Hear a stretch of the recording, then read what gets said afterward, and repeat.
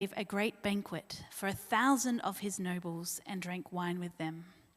While Belshazzar was drinking his wine, he gave orders to bring in the gold and silver goblets that Nebuchadnezzar, his father, had taken from the temple in Jerusalem, so that the king and his nobles, his wives and his concubines, might drink from them. So they had brought in the gold goblets that had been taken from the temple of God in Jerusalem, and the king and his nobles, his wives and his concubines drank from them. As they drank the wine, they praised the gods of gold and silver, of bronze, iron, wood, and stone. Suddenly the fingers of a human hand appeared and wrote on the plaster of the wall near the lampstand in the royal palace. The king watched the hand as it wrote. His face turned pale, and he was so frightened that his knees knocked together and his legs gave way. Verse 13. So Daniel was brought before the king. Verse 18. O king, the Most High God gave your father Nebuchadnezzar sovereignty and greatness and glory and splendor. Because of the high position he gave him, all the peoples and nations and men of every language dreaded and feared him. Those the king wanted put to death, he put to death. Those he wanted to spare, he spared. Those he wanted to promote, he promoted. And those he wanted to humble, he humbled. But when his heart became arrogant and hardened with pride, he was deposed from his royal throne and stripped of his glory. He was driven away from people and given the mind of an animal. He lived with the wild donkeys and ate grass like cattle, and his body was drenched with the dew of heaven, until he acknowledged that the Most High God is sovereign over the kingdoms of men and sets over them anyone he wishes. But you, his son, O Belshazzar, have not humbled yourself, though you knew all this. Instead, you have set yourself up against the Lord of heaven. You had the goblets from his temple brought to you, and you and your nobles, your wives and your concubines drank wine from them. You praised the gods of silver and gold, of bronze, iron, wood, and stone, which cannot see or hear or understand. But you did not honor the God who holds in his hand your life and all your ways. Therefore, he sent the hand that wrote the inscription. This is the inscription that was written, Mene, Mene, Tekel, Parsin. And this is what those words mean. Mene, God has numbered the days of your reign and brought it to an end. Tekel, you have been weighed on the scales and found wanting. Perez, your kingdom is divided and given to the Medes and Persians. Then at Belshazzar's command, Daniel was clothed in purple, a gold chain was placed around his neck, and he was proclaimed the third highest ruler in the kingdom. That very night, Belshazzar, king of the Babylonians, was slain, and Darius the Mede took over the kingdom at the age of 62.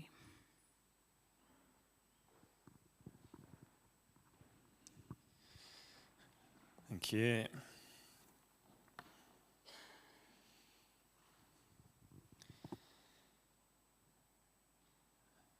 Well, as we begin, let me pray for us. God, you are sovereign, you are good, and you hold each of us in your hands. So would you open our hearts to see your greatness and your majesty? Open our hearts to be amazed by you. Open our hearts to feast on your word. Amen. I think it's worth a little bit of a recap where we are up to so far in the book of Daniel.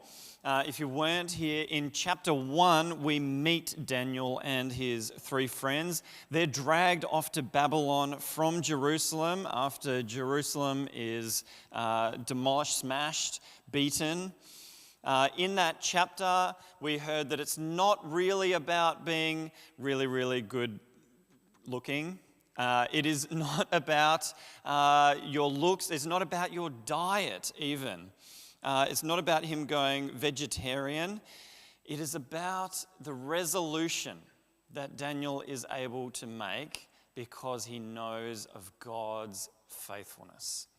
We met there in chapter 1, someone who took a stand because of who he knew God to be. And because of that, the 4 young men were given knowledge and understanding, and Daniel could understand visions and dreams of all kinds. So that was chapter 1.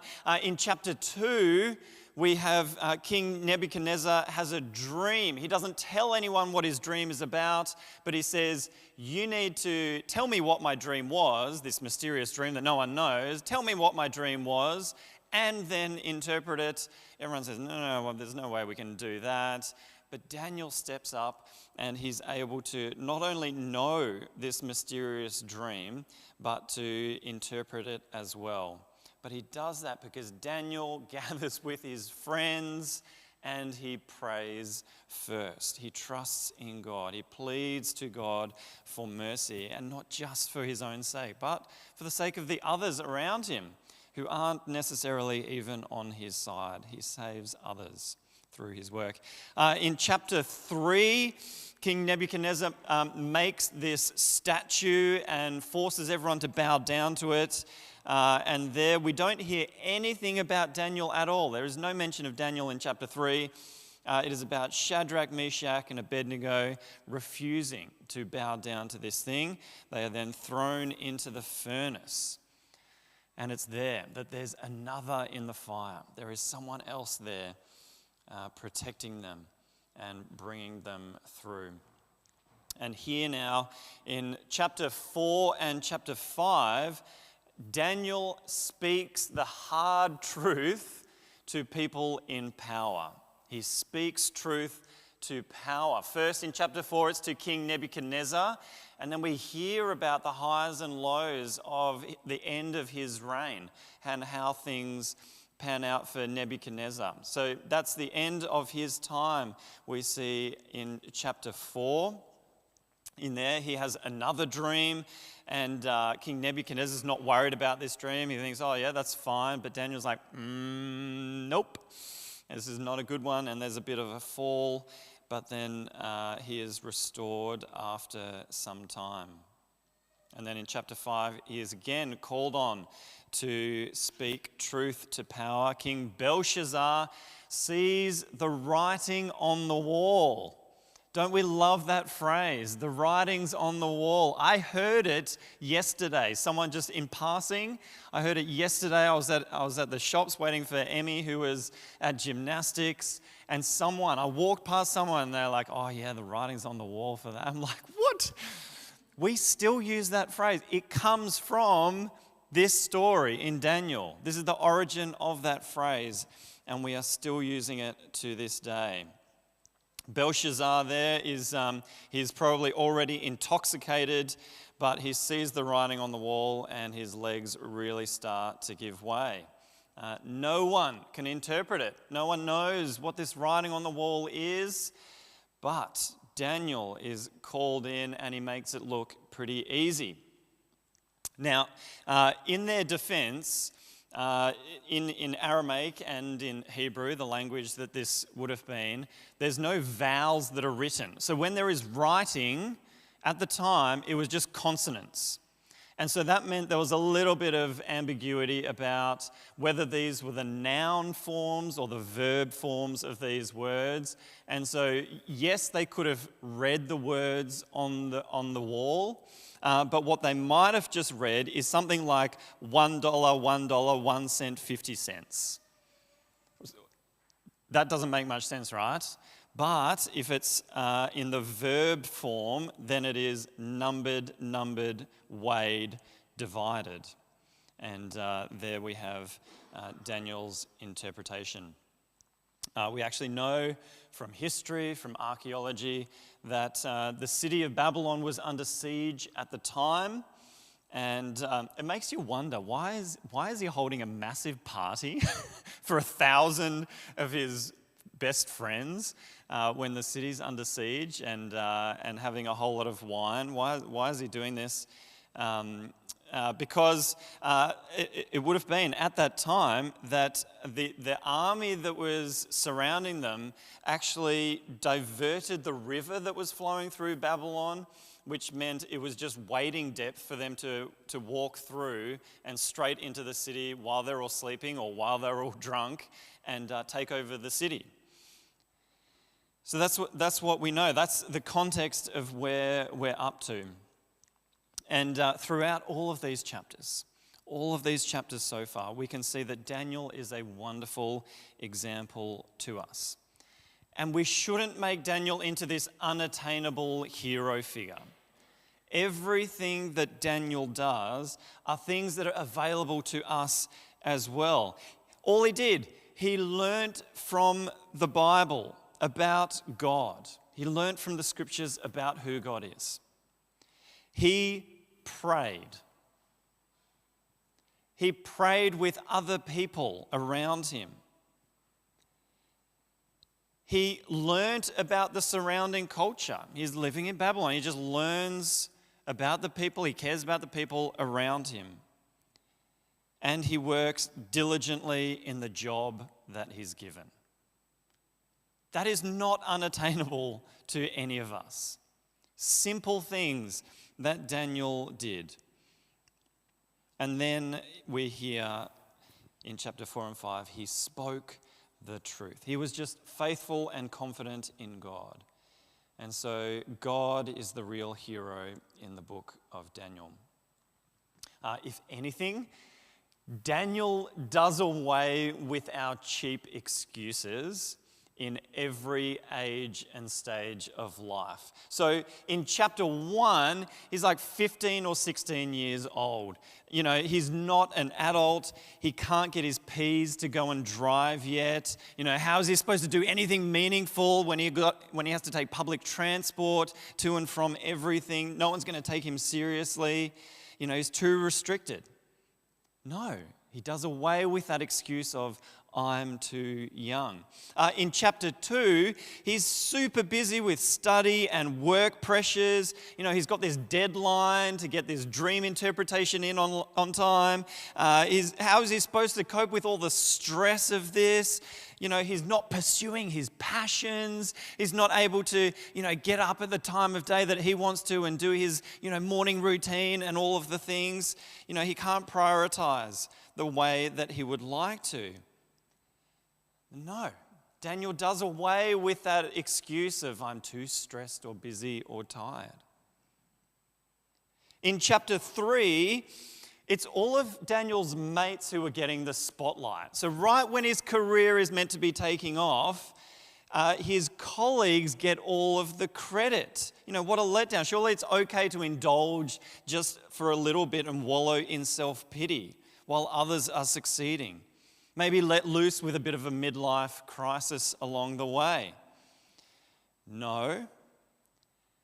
Daniel is back at it in chapter 4. He's still at it. And then there's maybe 30 years in between chapter 4 and chapter 5. Daniel is not allowed to retire.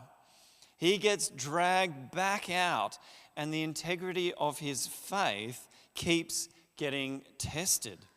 So there is really no life stage or season that we go through that gives us an easy excuse to tone down our faith.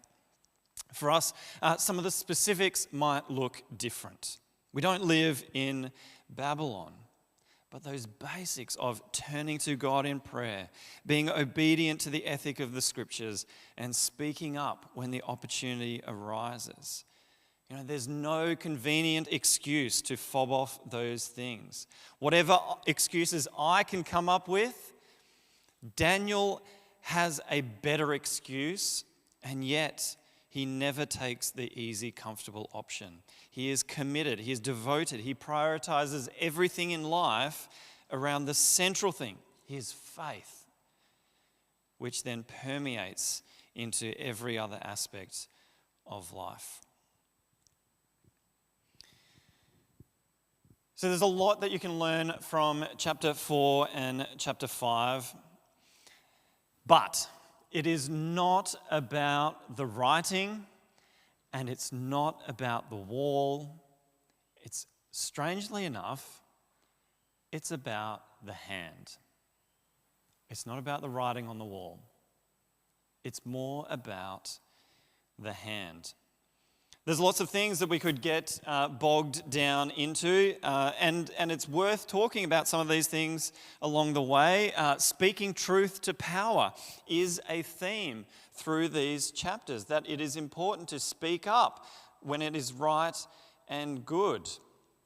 And all of us do get opportunities along the way to speak truth to power. It might not be the king of Babylon, it might not be a global leader, but all parents have a power dynamic with their children. Everyone who works and has a boss, there is a power dynamic going on there. Anyone who has a teaching position, is a coach, everyone ends up with a power dynamic. Even siblings, sibling rivalry is a power dynamic. Anywhere that decisions are being made or opinions and behaviours being shaped, anyone with a microphone has to recognise that there's a degree of power, and we need people to speak up the truth when justice is compromised. That's a given reality. That's how our democratic society works. It's how dictators are kept in check to make sure that everyone is cared for. And so there is a reason why the writing was on the wall is a phrase that stuck around for us. It's a warning for any leader who refuses to listen to others. The danger is we can be a little bit too quick in our speaking truth to power. We miss a closer inspection of what Daniel is doing and the situation that Daniel is in. Firstly, he was a trusted advisor.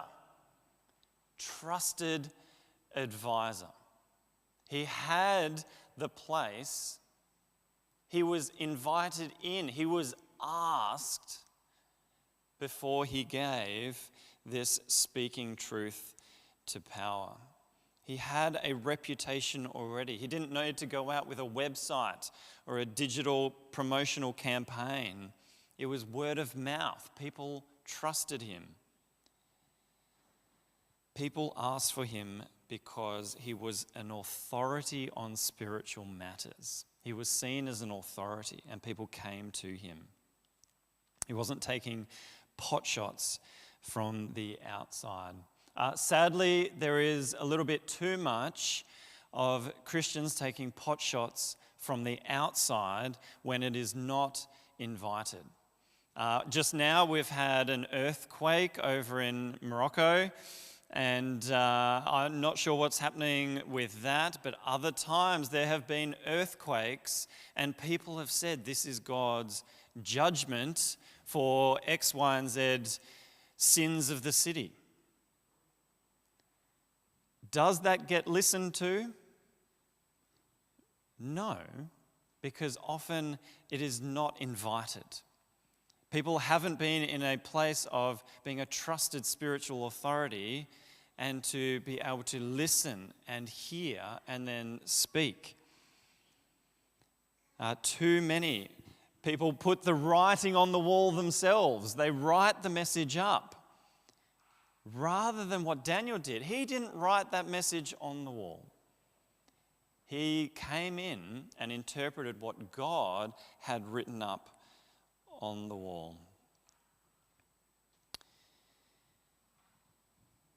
The other thing we need to be careful of in reading all of this is to be very careful about the leaders that we put our trust into.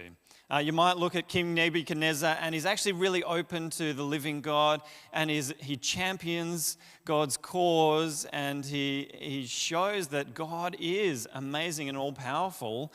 And so we might go, yes, well, we can look at some of those leaders, even though they're foreign leaders, or they're not entirely there, but we can champion their cause too. But then the danger is Belshazzar comes along. Even Nebuchadnezzar goes on his ups and downs along the way. So it's very important for us to not hang all of our hopes on the right leader. Psalm 146 says, "Do not put your trust in princes, in people who cannot save." So what's really going on in these chapters? Well, the big theme here is pride and humility. Pride and humility. The deep work of the heart here is not so much about speaking truth to power. It is about pride and humility. Across these chapters, we need to see how destructive, how perverse, and how toxic pride is. And we need to see how necessary, how beautiful, and yet uncommon humility is. Pride puffs up. Pride gives an inflated sense of self. It overestimates our abilities, and pride says, I see Daniel speaking truth to power, then, yes, I can go and speak truth to power too, even when it's not invited. Pride tends to overstep where we are called to be. Pride is very good at pointing out the speck in someone else's eye and missing the plank in our own eye, being completely unaware of what we should be seeing in the mirror. T.S. Eliot, most of the trouble in the world is caused by people wanting to be important. How many of the difficulties in the workplace, in family life, in friendships, in politics, is because people are wanting to assert themselves and to be important. Charles Stanley is a pastor. He died earlier this year after a long ministry. And he writes, "No one enjoys feeling weak, whether it is emotionally, spiritually, or physically. There is something within the human spirit that wants to resist the thought of weakness. Many times this is nothing more than our human pride at work." Our pride is very quick to assert itself, to protect ourselves, and to rely on ourselves. And pride fuels all sorts of political jostling. And we see here in both Nebuchadnezzar and Belshazzar, kings who assert themselves out of pride. So, when we see how destructive pride is, we can understand why God might want to take it so seriously and to deal with it. Human pride tends to build a temple for itself, to put a sacred turf around oneself, and then to raise some walls of this divine temple to oneself to protect it and to keep it going, to say, look how amazing and glorious I am. I'm so good at this thing, or I look good, or I have this resume, or I have these friends. And when we see that in the heart of a king, Nebuchadnezzar says, "Is not this the great Babylon I have built as the royal residence by my mighty power and for the glory of my majesty?" Puffs up. And Belshazzar had an inflated sense of his own self. While Belshazzar was drinking his wine, he gave orders to bring in the gold and silver goblets that Nebuchadnezzar, his father, had taken from the temple in Jerusalem, so that the king and his nobles, his wives, and his concubines might drink from them. He sets himself up over God. We puff ourselves up. So friends, our pride does not want to hear it, but God is in the business of tearing down temples that set themselves up against him. Mostly this looks like him letting these human temples self-destruct But God is also in the business of raising up a temple that cannot be defiled, a temple that will always honor him. Jesus said, "Destroy this temple and I will raise it again in 3 days." His body raised from the dead, offered to us to live in and participate in. It is a temple offered to us, and it is not defined by pride. In fact, the very opposite is a temple defined by humility. And God does this by his own hand. By his own hand. The big mistake that Belshazzar made: "But you did not honor the God who holds in his hand your life and all your ways. Therefore, he sent the hand that wrote the inscription." This chapter is not about the writing on the wall. It is about God's hand, recognizing that even the greatest kings, those who might set themselves up with the greatest amount of pride and puffing themselves up, even they are in God's hand. We are all in God's hand, all our life and all our ways. So we have a choice. We have a choice to puff ourselves up, to live for ourselves, to define ourselves by our own hands.